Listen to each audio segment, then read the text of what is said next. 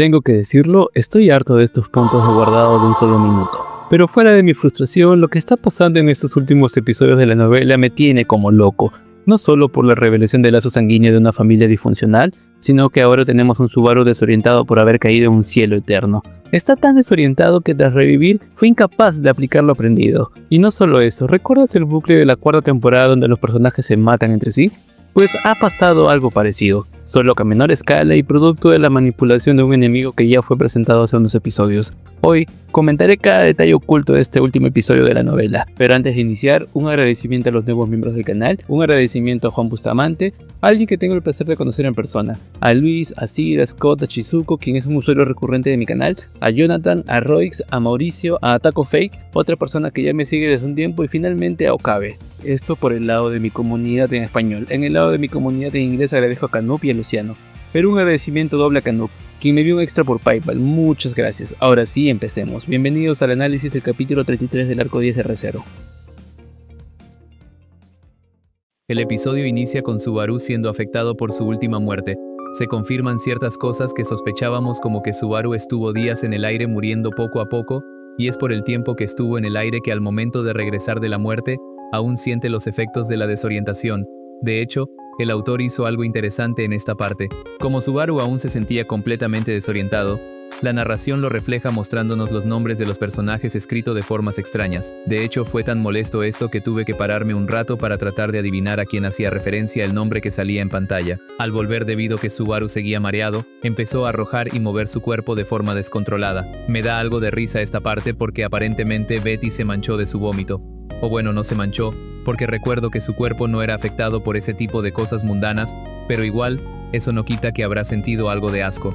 Después Crush pide a Félix que por favor lo cure, pero el curandero ya no estaba. Y esto me deja pensando, ¿en qué momento desapareció Félix? Revisé el episodio anterior, y la última vez que habló Félix fue antes de que los chicos se pusieran de acuerdo para acompañar a Subaru y Betty en la recuperación del objeto perdido. Es decir, desde el momento en el que inician la búsqueda, Félix ya no habla, pero la narración dice que estaba en el grupo, y como el punto de guardado de Subaru ocurre minutos después de esto, parece que es seguro decir que en el nuevo punto de guardado, Félix ya desapareció y nadie se dio cuenta. Pero hablando del punto de guardado, ¿alguien más ya anda harto de que los puntos de guardado sean tan cortos?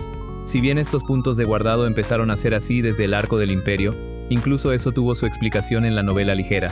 Por si no lo saben, la novela ligera deja en claro en las reflexiones de Subaru que siente su poder desconectado de Satella desde el final de la cuarta temporada, y por eso su poder en esa parte de la historia actuaba raro. Pero esa desconexión se arregló luego, e incluso en el final del arco de la traición de Aldebarán, el poder le permitió regresar casi 2 días atrás. Pero ahora, ¿es un regreso a justo 1 minuto antes de que todo estalle? Claro, yo sé que técnicamente Subaru regresó a días atrás en el tiempo, pero en realidad, solo tiene un margen de maniobra de 1 o 2 minutos. Hubiera sido realmente bueno que regrese a al menos cuando andaban en la sala de investigación de Echidna.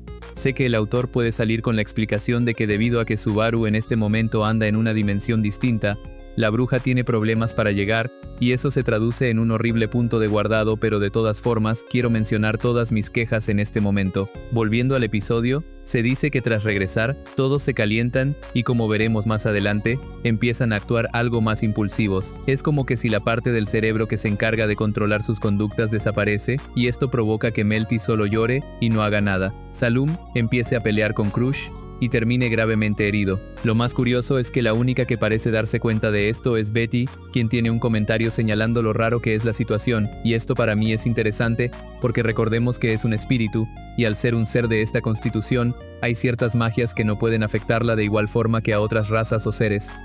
Después Subaru caminaría en dirección hacia donde fue Crush, porque sabe que allí le tenderán una trampa, pero de pronto deja de oír sonidos, incluso cuando es atacado, y tras ser acuchillado cae al vacío donde muere en poco tiempo, a diferencia de su última vez. Acá quiero señalar algunas cosas. Primero, ¿qué pasó que Betty no se dio cuenta que su contratista se separó de él? ¿O es que los enemigos la separaron como pasó en el bucle anterior? ¿O es que la magia de sonido imposibilitó que escuche que Subaru se alejó? ¿Quién sabe? Otra cosa que es interesante de señalar es que esta magia que nulifica los sonidos no es la primera vez que aparece. ¿Cuándo apareció? Haciendo memoria, apareció a inicios del arco 9. Llega un momento donde Etso usa esa magia cuando hablaba con Aldebarán y Subaru. Claro, él lo usó sin malicia, pero pienso que es interesante recordar que ya existe un precedente de esto, y se deja en claro que es una magia producto de la magia Yang.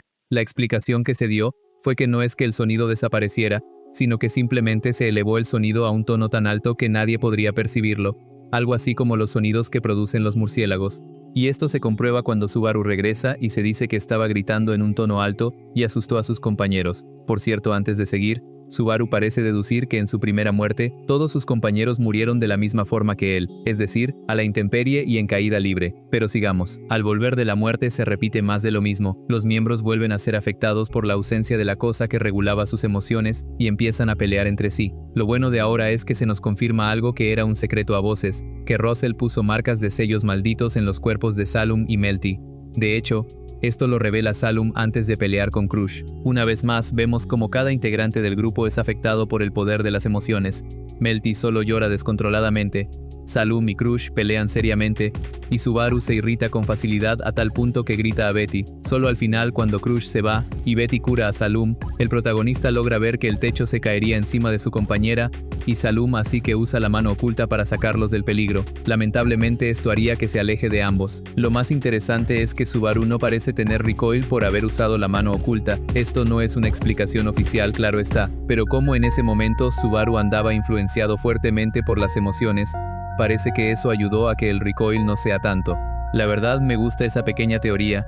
Recordemos que por lo general Tapei no bufea a Subaru, sino que lo que hace es que lo pone en una situación desventajosa, donde las mismas condiciones de la situación logran darle una especie de comodín que usar. Y ahora que sus emociones se desbordan es una buena forma de incentivar al uso de su mano oculta y así pueda salir de la situación. También está el detalle de que hasta ahora no usa el Corleonis para identificar la posición de sus aliados. Quiero creer que si no lo ha hecho es porque está todavía impactado por el trauma de haber muerto en caída libre. Aunque entendería si al usarlo para detectar a Félix no lo detecta, y eso porque recordemos que Félix en este momento no tiene la mejor relación con Subaru, se encuentra celoso de él, y quizás eso influya para mal en el rango del Corleonis. Al final el episodio cierra con Melty y Subaru quienes ya salieron del poder que afectó sus emociones, y concluyen que algunos hijos amados se han infiltrado en el lugar. Sé que se dice que fueron 2 hijos amados como mínimo, y si bien puede que hayan más, mi predicción es que al menos 2 hijos que llegaron fueron Reborn y Licorice. Digo que fue Reborn, porque en su presentación en el último interludio, él afirma que es capaz de hacer callar a todos. Además, vemos cómo es que en su presentación, hace callar a Licorice, y no solo eso, sino que también la apunta con su espada, y recuerdan que fue una espada la que cortó la cuerda de Subaru en su primera muerte. Bueno, me gusta creer que fue Reborn, uno de los enemigos que llegaron. Luego el otro enemigo creo que es Licorice, y si bien no tengo tantas pruebas para esto, asumo que ella es otra de las atacantes, ya que en su presentación parecía ser una tipa intensa con los sentimientos, y ¿recuerdan que hoy el enemigo hizo uso de los sentimientos para atacar? Bueno, pienso que Licorice fue la otra perpetradora, pero quién sabe. Y estos serían todos mis pensamientos. En este momento ando acabando un video de 1 hora sobre Heinkel, el cual te aseguro te gustará, así que espero puedas perdonarme la falta de edición. Igual mañana haré el video del episodio 13 de la 4ª temporada, así que hay contenido para rato. Espero esto te haya gustado, y dime, ¿qué piensas tú de los últimos sucesos del arco 10? Nos vemos.